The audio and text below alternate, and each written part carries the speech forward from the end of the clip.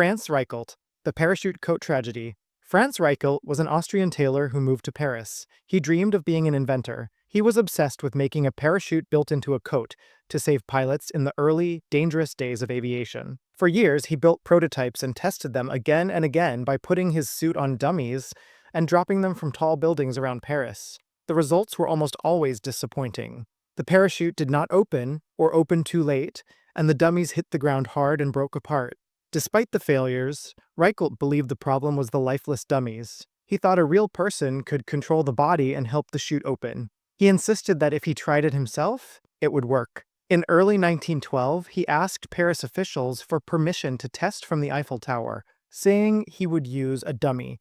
Permission was granted, but on the morning of February 4th, 1912, a crowd and reporters gathered at the tower.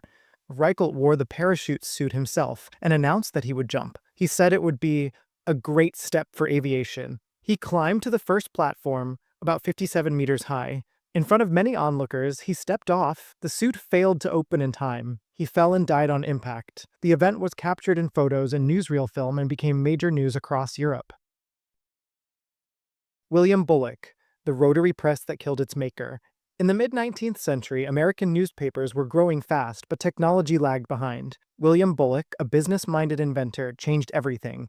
He built a new rotary press that used paper from a roll instead of single sheets. Printing speed jumped from a few thousand sheets per hour to about 12,000, an amazing leap for the time. Big publishers rushed to buy his machine. But in 1867, tragedy struck while Bullock was installing a press for the Philadelphia Public Ledger. During the setup, he tried to kick a belt onto a moving pulley. The fast-moving machinery grabbed his leg and crushed the bone. His injuries were so severe that his leg developed gangrene and had to be amputated. Soon after the surgery, he died from medical complications. Karel Soucek, the Death-Defying Capsule. Karel Soucek was a Canadian daredevil who built his own safety devices. His most famous invention was a red and white cylindrical capsule designed to absorb heavy impacts. In 1984, he tested it at Niagara Falls. He lay inside and went over a drop of more than 50 meters. Many thought he would die, but he survived with only minor injuries. The stunt made him a media celebrity. The success made him confident. In 1985, he planned a bigger show at the Houston Astrodome in the United States. Before thousands of spectators, his capsule was released from about 55 meters, meant to fall into a water tank to prove it was truly safe. This time, things went wrong. The barrel struck the rim of the tank and hit the water with deadly force. The impact was far harder than a human body could survive. The thunderous crash shocked the crowd. Soucek was rushed to the hospital but died the same day from internal injuries. The thrilling show turned into a public tragedy. Sylvester H. Roper, the steam motorcycle.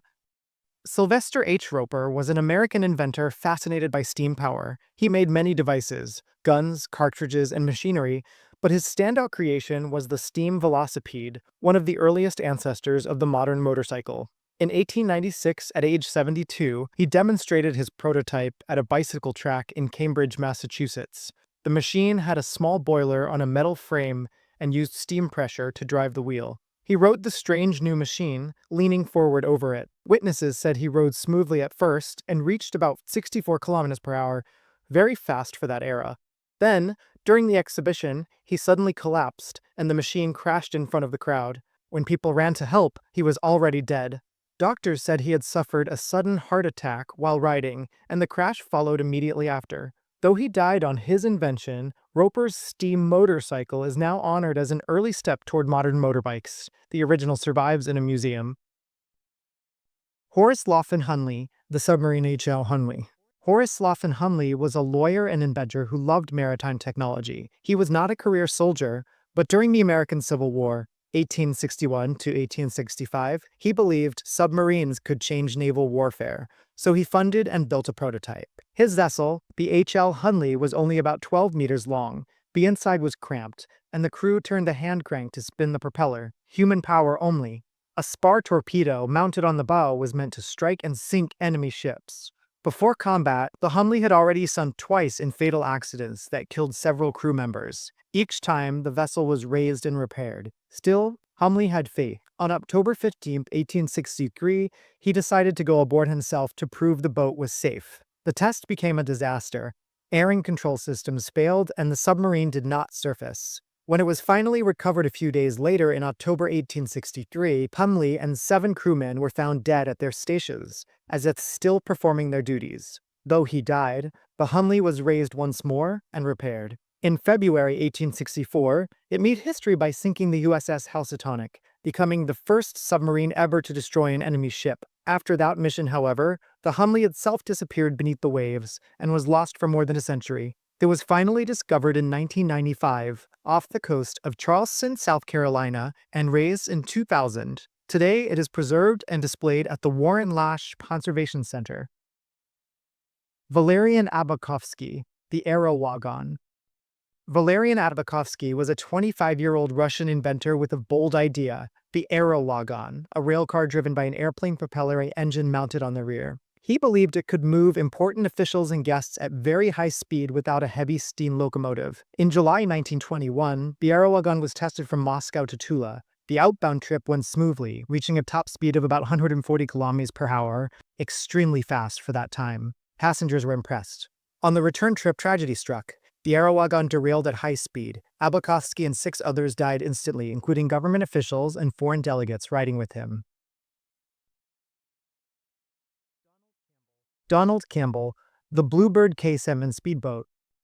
Donald Campbell was a British speed legend. He chased records on land and water throughout his life and became a symbol of speed records. In the 1950s and 1960s, he used a specially designed hydroplane called Bluebird K7. It lifted above the water to reduce drag and was powered by a Rolls-Royce jet engine used in fighter planes. It could exceed 480 kilometers per hour.